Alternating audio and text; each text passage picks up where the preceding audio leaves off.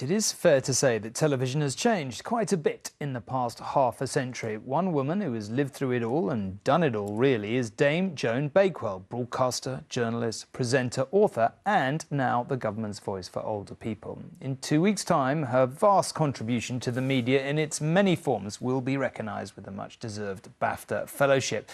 It has, though, prompted her to reflect on how women were treated in the media back in the day.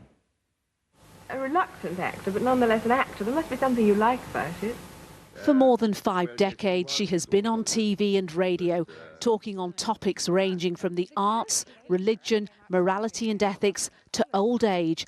And as she prepares to receive the BAFTA Fellowship, it is the latter subject that continues to trouble Dame Joan Bakewell, namely TV's refusal, she says, to cater for the older viewer as programme makers pursue a younger audience.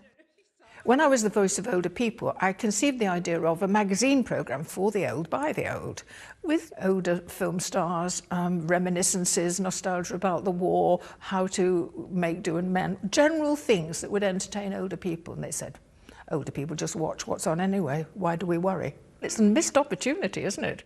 Let's take, first of all... Opportunities for female broadcasters in the 50s and 60s were limited, but Bakewell soon forged a career as a journalist and presenter in an era decades before the modern-day fight women are waging for equality in the workplace. Aha, here we are.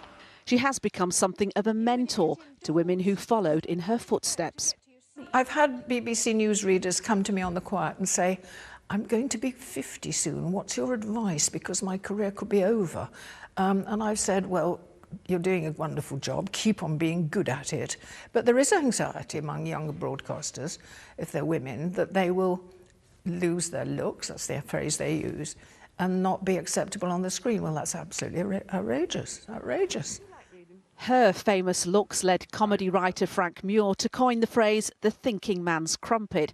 She regrets she will always be associated with that title.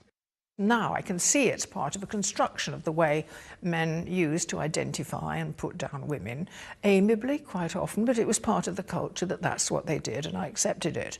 I don't accept it now. You've been fortunate in that you've been doing this for so long. Well, I'm lucky that I've lived so long and that people still employ me. I'm very fortunate to have seen such a great variety of work and been able to sustain a living working life on it. The 86-year-old will receive her BAFTA Fellowship on May the 12th.